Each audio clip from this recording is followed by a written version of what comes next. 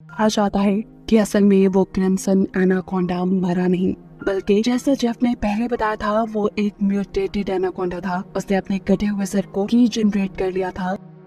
इस कहानी के शुरू में हम जेफ नाम के एक आदमी को अपनी बोट पे देखते हैं। वो और उसके साथ ही सांपों को पकड़कर उन्हें बेचने का बिजनेस करते थे और इस मर्तबा ये लोग सांपों को पकड़ने के लिए ऐसी खतरनाक जगह जा रहे थे जहाँ के बारे में माना जाता है कि वो जगह कर्स्ड है। वहाँ पर दुनिया का सबसे बड़ा, सबसे खतरनाक क्रिम्सन एनाकोंडा रहता था, जो किसी भी चीज को बड़ी ही आसानी से अपना शिकार बना ले, यहाँ तक कि वो उसके अपने ही जैसे एनाकोंडा से क्यों ना हो। खैर, अब ये लोग अपनी मंजिल पे पहुँच जाते हैं और जेफ का कैप्टन साथी जेफ से ज्यादा पैसे मांगने की डिमांड करता है, क्योंकि ये बहुत खतरनाक जगह थी। यहाँ वो और उसकी बोट सेफ नहीं थे। जेफ पे पैसे निकाल कर उसे दे देता है, लेकिन इस मर्तबा गलती से पैसे उससे नीचे गिर गए। जिन पैसों को जब कैप्टन उठाकर सीधा हुआ तो एकदम से जेफ ने उसके गले में अपना चाकू स्टैब करके उसे मार डाला। इसी चाकू से फिर जेफ ने उसका गला उतार कर नदी में फेंक दिया, ऐसे जैसे वो किसी के लिए चारा डाल रहा हो। ये चीज उसके बाकी साथी भी देख रहे थे। जेफ उन सबसे कहता है मुझे धोखेबाजों से नफरत है।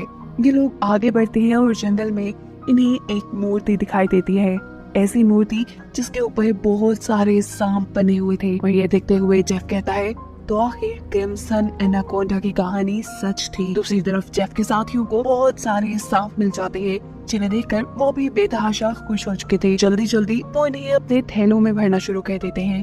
दूसरी तरफ जेफ उस बड़े क्रिम्सन एनाकोंडा की तलाश में अपनी बंदूक लेकर निकल जाता है। इन तीनों में से एक साथी जब सांपों से भरे हुए थैले वापस बोट में रखने आया तो उसने देखा कि दूर उनके कैप्टन साथी की सनकटी लाश पानी में खड़ी थी। उसे अपनी आंखों पे यकीन नहीं आया। अचानक वो लाश दोबारा पानी में डूब गई और तैरते हुए कोई बड़ी सी चीज उसकी तरफ आने लगी। डर के मारे ये आदमी जंगल की तरफ भागता है, लेकिन उसकी कोशिश कामयाब नहीं होती, क्योंकि एक बड़ा सा एनाकोंडा अब उसे अपने शिकंजे में लिपटा था। उसके इर्द गिर्द लिपट कर वो उसकी हड्डियां तोड़ते हुए उसे खाने ही वाला था कि अचानक सीन कट होकर हमें जंगल में उसके दूसरे साथी को दिखाया जाता है।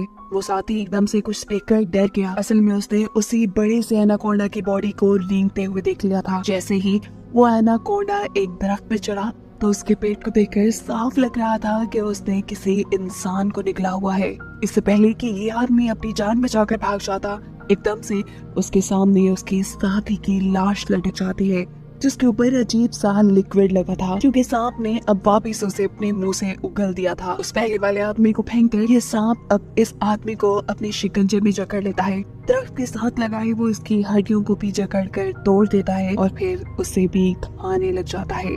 दूर खड़ा जेफ चुपचाप ये सहारा नजारा देख रहा था और खुश हो रहा था। बजाय अपने साथियों को बचाने के वो तो ऐसे खड़ा था जैसे ये सब उसकी मर्जी के मुताबिक हो रहा हो।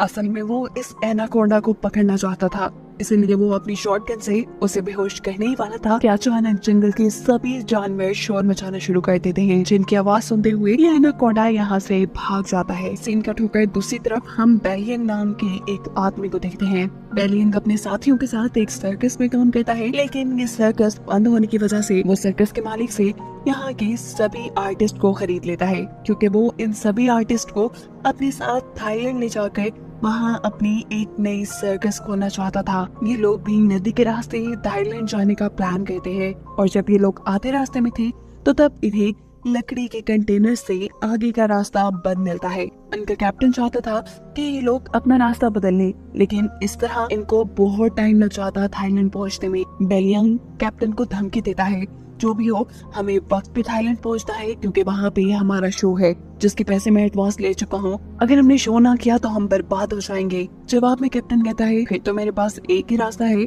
कि हम उन सारी चीजों को डायनामाइट से उड़ा दें, बिना ये बात जाने कि उनके इस काम से उनके ऊपर कितना बड़ा खतरा आ सकता था। ये लोग बम से उन सारे कंटेनर्स को जला देते हैं। ऐसा करने से उनका रास्ता तो साफ हो गया, लेकिन देखते ही देखते बहुत सारे सांपों की बारिश उनकी शिप पे हो गई, क्योंकि उन सभी के सभी लकड़ी के कंटेनर्स में सांप भरे थे। डर के मारे ये लोग कहीं न कहीं छुपने की कोशिश करते हैं, जबकि बहुत से लोग बुरी तरह सांपों में घिर चुके थे। इनकी एक साथी लैंग यहाँ होशियारी दिखाती है और एक प्रेशर वाले पाइप के जरिए इन सभी सांपों को अपनी शिप से नीचे गिराने में कामयाब हो जाती है।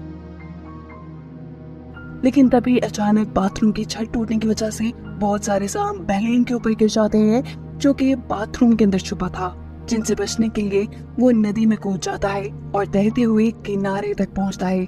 लेकिन उसकी बुरी किस्मत, यहाँ पर भी एक किंग कोबरा उसे काटने के लिए उसके सामने था। इससे पहले कि वो उसे डस लेता, यहाँ कोई आदमी उसके ऊपर पाँव रखते हुए उसे कुचल देता है। ये इंसान जेफ था, जिसने बेलियांग की जान बचा ली थी। इसीलिए बेलियांग उसे अपनी शिप पे ले आता है। जेफ सबको बताता है कि वो एक वाइल्ड एक्सप्लोरर है और एक एक्सीडेंट की वजह से वो यहाँ जंगल में फंस गया। यहाँ अचानक इनका एक साथी कान पकड़कर जोर जोर से चिल्लाने लगा था। जेफ करीब जाकर उसका कान गौर से दिखता है, फिर अपनी उंगली पे कट लगाते हुए वो इस लड़के के कान के पास ले जाता है और हम देखते हैं कि अचानक उसके कान में से एक सांप का बच्चा निकलकर जेफ के हाथ पे काट चुका था और उसके काटने से जेफ को कोई फर्क नहीं पड़ा। वो तो इस सांप को उठाकर पानी में फेंक देता है। ये सारी चीज यहाँ खड़ी लैंड नोटिस कर चुकी थी। लैंड खुद भी एक स्नेक एक्सपर्ट थी। वो जानती थी कि एक सांप के जहर से इम्यून करने के लिए इंसान को बहुत सारा सांप का जहर अपने जिस्म में डालना पड़ता है। और ये चीज वो बेलियांग को भी बताती है और कहती है, मुझे ये जेफ इंसान ठीक नहीं लग रहा। देखो कैसे उसे सांप ने काटा, लेकिन उसे कुछ भी नहीं हुआ। जबकि दूसरी तरफ जेफ इस बोट के कैप्टन से मिलता है। वो चाहता था कि कैप्टन अपनी बोट को उसके बताए नक्शे के मुताबिक एक जगह पे ले जाए। जिस जगह के बारे में सुनते ही ये कैप्टन बंदूक निकाल के जेफ के ऊपर डाल देता है और कहता है, अगर दोबारा तुमने यहाँ जाने की बात की ना, मैं तुम्हें गोली मार दूंगा। क्या तुम ये बात नहीं जानते? वो जगह कर्स्ड है। यानी कैप्टन भी क्रिम्सन एनाकोंडा के बारे में जानता था। उसकी सारी बातें सुनकर जेफ फिलहाल के लिए तो यहाँ से चलना चाहता है, लेकिन हम देखते हैं कि उसके जाते ही यहाँ कैप्टन जो फिशिंग कर रहा था, उसकी फिशिंग रॉड अचानक कोई नीचे से जोर से खींचता है, जिसके खींचने पर कैप्टन खुद भी पानी में गिर गया। दरअसल ये जाल जेफ ने ही कैप्टन को पकड़ने के लिए लगाया था। वो कैप्टन को अपने जाल में फंसा चुका था, अपने उस जाल में जिस जाल में उसने एनाकोंडा को पकड़ना था। और कैप्टन एनाकोंडा के लिए चारे का काम कर रहा था। कैप्टन का गायब होना लैंड को शक में डाल देता है। लैंड जानती थी कि ये जेफ का ही काम होगा। वो जेफ से पूछती है कि कैप्टन कहाँ है, लेकिन जेफ उसकी बातों को ये कहकर डाल देता है कि ये जंगल है, यहाँ इंसानों का गायब होना आम सी बात है। एकदम से इन सब को पानी में हलचल सुनाई दी। ये लोग पूछते हैं ये आवाज कैसी है, और जेफ बताता है यहाँ कुछ बहुत बड़ा आने वाला है। दिखाया जाता है कि नदी की गहराई में बहुत बड़ा एनाकोंडा जेफ के लगाए जाल की तरफ बढ़ रहा था। जेफ का फिशिंग रॉड जोर से नीचे की तरफ खींचता है, जिसे जैसे ही वो फोल्ड करने लगा तो एनाकोंडा सिर्फ कुछ ही सेकंड के लिए इनके सामने आया। इतना बड़ा, इतना खौफनाक एनाकोंडा देखकर ये सभी डर गए। जेफ ने जो फिशिंग रॉड की रस्सी पकड़ी हुई थी, एनाकोंडा ने जोर लगाकर उसी रस्सी के जरिए जेफ को भी पानी के अंदर कर लिया। वो जेफ को कभी इधर तो कभी उधर भटक रहा था, लेकिन जेफ भी हार मानने वाला नहीं था। वो अपने आप को बचाने के लिए तैरते हुए इसी नदी में मौजूद एक छोटी शिप पे चला जाता है। फिशिंग रॉड भी उसने इसी शिप के साथ बांधी थी और अब अपनी जान बचाने के लिए वो पानी में मौजूद इस एनाकोंडा के जिस्म पे एक नुकीली रॉड से हमला कर देता है। इस हमले ने एनाकोंडा को मारा तो नहीं था, लेकिन जख्मी करके उसे गुस्सा जरूर दिला दिया था, जिस गुस्से में एनाकोंडा जेफ की इस छोटी सी बोट को उठाकर नदी के किनारे ले जाता है और एक ही सेकंड बाद अपनी पूरी तेजी दिखाते हुए जेफ को इस बोट के साथ साथ अपने अंदर जकड़ लेता है। दूर खड़े बेलियांग के सारे सर्कस के साथ ही ये नजारा दिख रहे थे। उन्हें लगा कि अब तो बस जेफ मर गया, लेकिन अगले ही पल जेफ तैरता हुआ उनके जहाज में आ चुका था। ये सब उसे देखकर हैरान थे, जबकि जेफ अब पानी के अंदर एनाकोंडा को ढूंढ रहा था। वो नहीं जानता था कि एनाकोंडा अब उसी के पीछे उसी की शिप की छत पे है, जो अगले ही पल इन सब के सामने कैप्टन की बॉडी को अपने अंदर से उगल देता है। एनाकोंडा ने जिन लोगों के सामने उस आदमी की लाश निकाली थी, वो डर के यहाँ से भागते हुए एक बाथरूम के अंदर छुप जाते हैं और एनाकोंडा तेजी से उनके पीछे उन्हें मारने के लिए बढ़ता है। ये लोग दरवाजा बंद करके मुश्किल से एनाकोंडा को अपने तक आने से रोकते हैं और बाहर की तरफ से जेफ एक नुकीले हथियार से एक और मर्तबा एनाकोंडा के ऊपर हमला कर देता है, जिसकी वजह से गुस्से में एनाकोंडा जेफ की तरफ बढ़ जाता है। एनाकोंडा के हमले से बचने के लिए जेफ एक मिनट के लिए उसकी नजरों से गायब हो जाता है, जिसको ढूंढने के लिए एनाकोंडा शिप के अंदर घुस जाता है, जहाँ के कंपार्टमेंट में बेलियांग और उसके एक साथी सांस रोके छुपे हुए थे। एनाकोंडा उन्हें देख नहीं पाता और उनके ऊपर से रेंगता हुआ आगे बढ़ जाता है। लैन इस शिप के कंट्रोल रूम में बंदूक लिए छुपी हुई थी, जो उस बड़े से एनाकोंडा को खिड़की से अपने रूम के बाहर से गुजरता हुआ दिखती है, जबकि एनाकोंडा ऊपर छत की तरफ से होता हुआ नीचे वॉशरूम की खिड़की से इनके बाकी दोनों साथियों के ऊपर हमला कर देता है। वो बच्चा अपनी जान बचाने के लिए लैन के पास आ जाता है, जिसको पकड़ने के लिए एनाकोंडा भी उसके पीछे था। लैन इस बच्चे को बचाने के लिए यहाँ से भाग निकलती है और इस सारी भगदड़ में यहाँ पर बहुत सारा केरोसिन ऑयल गिर जाता है। एनाकोंडा भी गुस्से में जब खिड़की से बाहर इनके ऊपर हमला करने वाला था, तब पीछे से दूसरा साथी एक घड़ा इस एनाकोंडा के मुंह में फंसा चुका था। इस मटके से अपना मुंह निकालने के लिए एनाकोंडा इस जहाज की छत पे बुरी तरह तड़प चुका था। एनाकोंडा ने मुश्किल से मटका तोड़ के अपना सर बाहर निकाला था कि यहाँ जेफ पीछे से एंट्री करते हुए उसके मुंह को एक रस्सी के फंदे में बांध चुका था। इससे पहले कि वो अपने शिकार गिनी इस एनाकोंडा को पकड़ पाता, नीचे शिप के कंट्रोल रूम में आग लग जाती है और यह डायनामाइट यानी इनके बॉम्ब्स तक भी पहुंच गई। एक बहुत बड़ा धमाका इस शिप में दिखाया जाता है, जिस धमाके से अपनी जान बचाने के लिए ये सब के सब पानी में छलांग लगा देते हैं और एनाकोंडा इस सब में मारा जाता है। जहाज को जलता देखकर बेलियांग अब रोने लगा था। उसे ये टेंशन हो गई थी कि ये लोग अब वक्त पे थाईलैंड नहीं पहुंच पाएंगे। उससे में उसका छोटा साथी उससे कहता है, तुम पागल हो क्या? हम उस इतने बड़े एनाकोंडा से बच गए, हमारी जान बच गई, हम जिंदा हैं, ये काफी नहीं तुम्हारे लिए? यहाँ पर लैन समझ चुकी थी कि सब कुछ जेफ की वजह से हो रहा था। उसने उनके जहाज को एक शिकंजे के तौर पे इस्तेमाल किया था। वो जेफ से कहती है, अगर तुमने ऐसा ना किया होता तो ये इतना बड़ा खतरा हम पे ना आता। जेफ जवाब में कहता है, तुम लोग जानते भी हो उस एक एनाकोंडा की कीमत क्या है? अगर तुम लोगों ने उसे पकड़ने में मेरा साथ दिया होता ना, तो आज हम सब करोड़पति होते। लालची बेलियांग पैसों का सुनते ही फौरन जेफ की तरफ हो जाता है। उसे तो थाईलैंड जाना भूल ही गया था जैसे। वो जेफ से कहता है, बताएं हम उस एनाकोंडा को पकड़ने के लिए क्या कर सकते हैं? हमें पैसे कैसे मिलेंगे? हमें कहाँ जाना होगा? क्या करना होगा? उनकी ये बातें सुनने के बाद जेफ अपना मैप निकालता है, उन्हें दिखाता है और कहता है कि अगर तुम मेरी मदद करोगे तो इस मैप के जरिए मैं तुम्हें 2 दिन के अंदर अंदर थाईलैंड पहुंचा दूंगा। बेलियांग के तो दोनों मतलब पूरे हो रहे थे। वो तो उसके साथ जाने को तैयार था, लेकिन बेलियांग के बाकी साथियों को जेफ के ऊपर एतबार नहीं था। यहाँ बेलियांग के एक साथी की तबीयत भी खराब थी, क्योंकि उसे बहुत ही खतरनाक कीड़े ने काट लिया था। इसके जहर से वो मर भी सकती थी।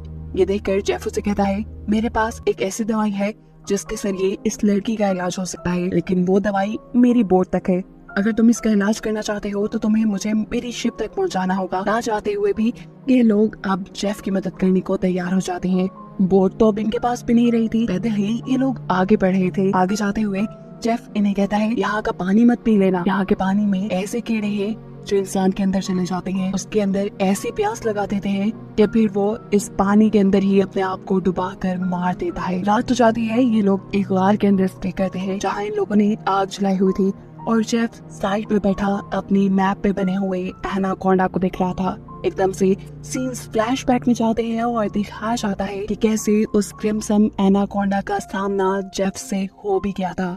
वो एनाकोंडा जेफ को मारने ही वाला था, लेकिन जेफ ने उस टाइम होशियारी दिखाई और अपने आप को उस लकड़ी के कंटेनर्स में बंद करते हुए एनाकोंडा की नजर से बच गया। जिसके बाद ये लोग आए। इन लोगों के डायनामाइट ने वहाँ के कंटेनर्स तोड़ दिए, जिसमें से जेफ बाहर निकल गए, इनके साथ मिल गया। सीन्स दोबारा प्रेजेंट पे शिफ्ट होते हैं, जहाँ पर जेफ उस मैप को देख रहा था। बेलियांग उसके पास आता है और उसे कहता है, तुम इसी एनाकोंडा को पकड़ना चाहते हो ना? जेफ कहता है, हाँ, ये म्यूटेटेड एनाकोंडा है, एक ऐसा एनाकोंडा जिसे तुम एनाकोंडा का राजा भी कह सकते हो। इसने दुनिया के बड़े बड़े शिकार किए हैं, यहाँ तक कि उसने अपने जैसे बड़े बड़े एनाकोंडास को भी खा लिया। और अगर इसे हम पकड़ने में कामयाब हो जाते हैं तो हमारी 7 पुश्तों को भी काम करने की जरूरत नहीं पड़ेगी। लालच में बेलियांग कहता है, मैं आपकी मदद करने को तैयार हूँ। रात में ये सभी लोग सो रहे थे, तभी अचानक बेलियांग के एक साथी की आँख खुलती है। वो देखता है कि इन सबको चारों तरफ से बड़े बड़े एनाकोंडास ने घेरा हुआ था। अचानक उसकी आँख खुली और हमें पता चला कि ये सब उसका ख्वाब था। उनके आसपास कोई भी एनाकोंडा नहीं था। वो देखता है कि उसका भाई भी यहाँ नहीं है। घबरा कर वो इस गार से बाहर आया तो उसने देखा कि उसका भाई बुरी तरह अपने आप को नदी के अंदर डुबा रहा था। करीब जाकर वो अपने भाई को होश में लाने की कोशिश करता है और देखता है कि उसकी नाक से वही जहरीले कीड़े निकल रहे हैं जिनके बारे में जेफ ने उन्हें बताया था कि ये कीड़े इंसान को प्यास लगा लगा कर मार देते हैं और इन्हीं कीड़ों के साथ में उसका भाई भी मारा जाता है। ये लड़का बहुत रोता है, लेकिन अब क्या भी हो सकता था। अगली सुबह ये लोग दोबारा अपने सफर पे निकल जाते हैं।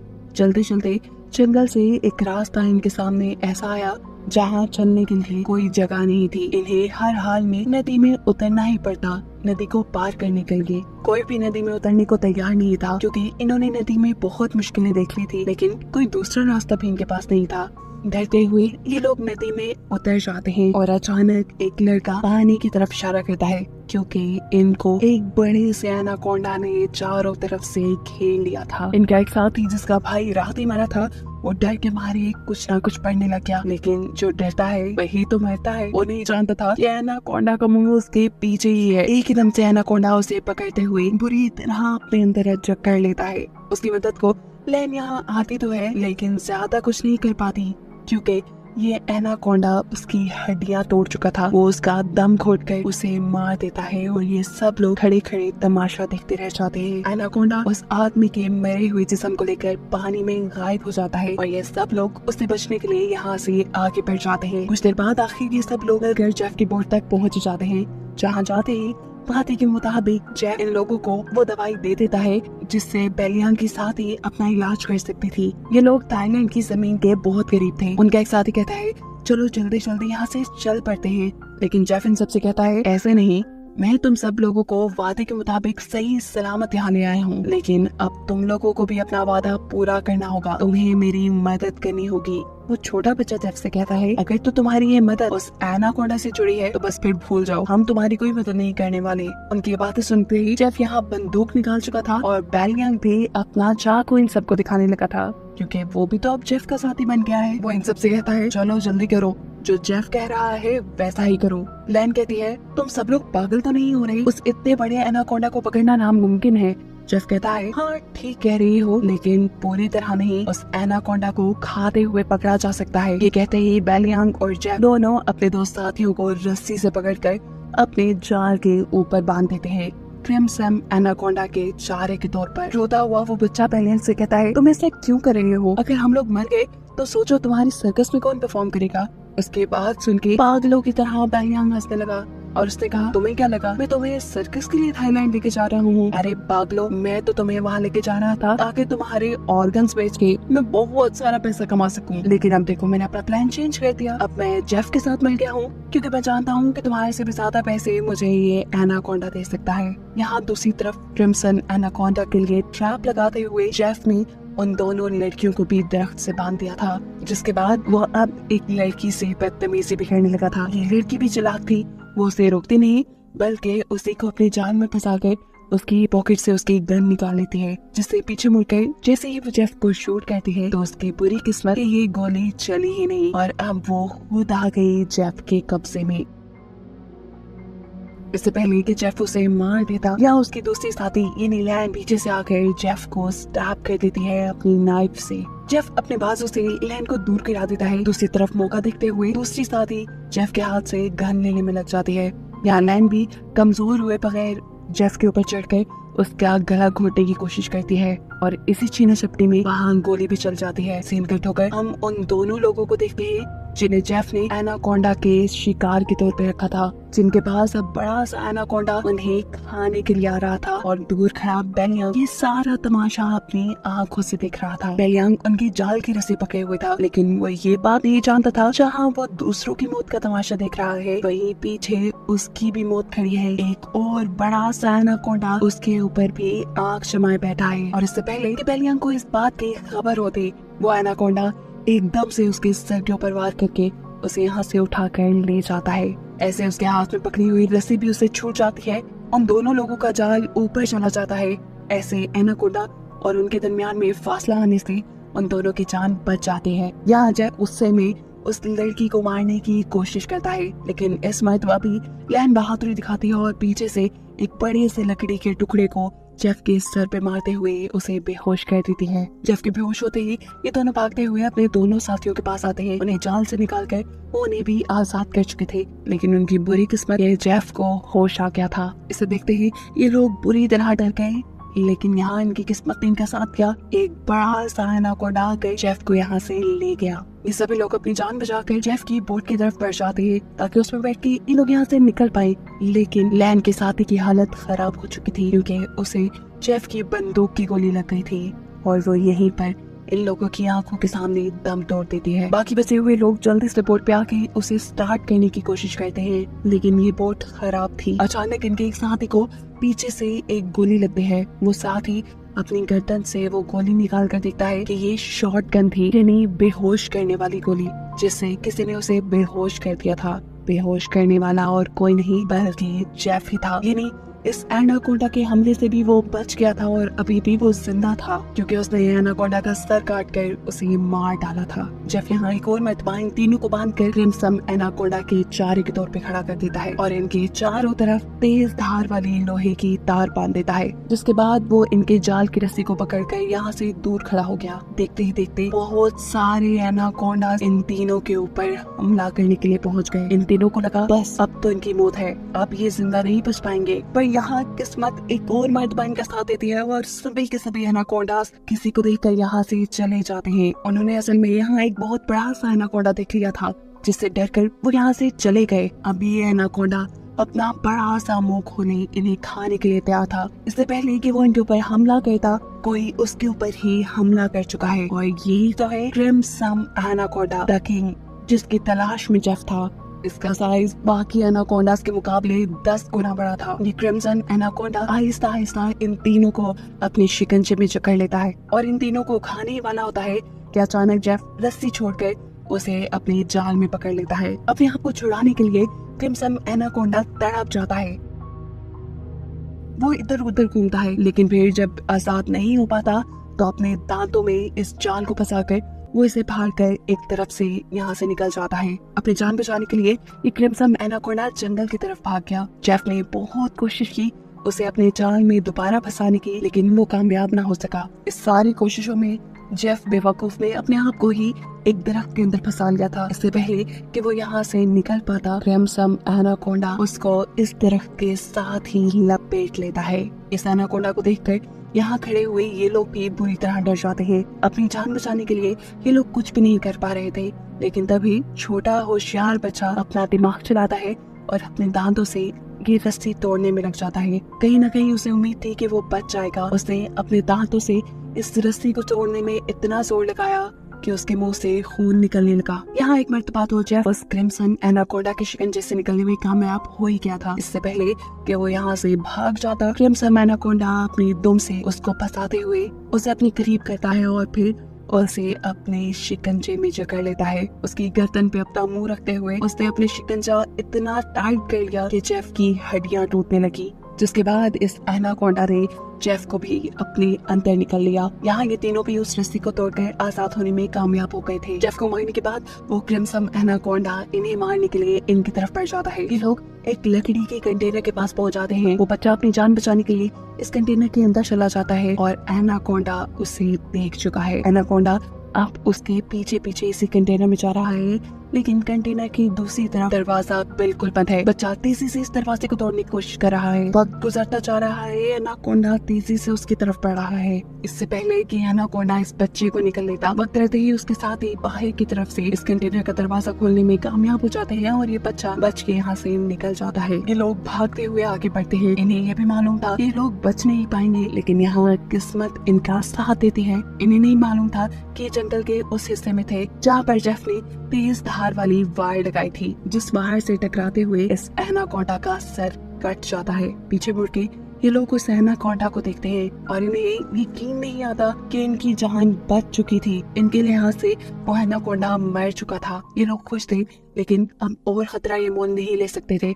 अपनी जान को खतरे में नहीं डाल सकते थे। ये जानते थे कि यहाँ पर बहुत से और भी एनाकोंडा है। जल्द से जल्द ये लोग यहाँ से अपनी जान बचाकर निकल जाते हैं और कहानी के आखिरी सीन में हमें दिखाया जाता है कि असल में वो क्रिम्सन एनाकोंडा मरा नहीं, बल्कि जैसा जेफ ने पहले बताया था वो एक म्यूटेटेड एनाकोंडा था। उसने अपने कटे हुए सर को रीजनरेट कर लिया था, यानी दोबारा से बना लिया था और अब वो एक और मर्तबा जिंदा हो गया है, जिसे दिखाते हुए ये कहानी यही खत्म हो जाती है।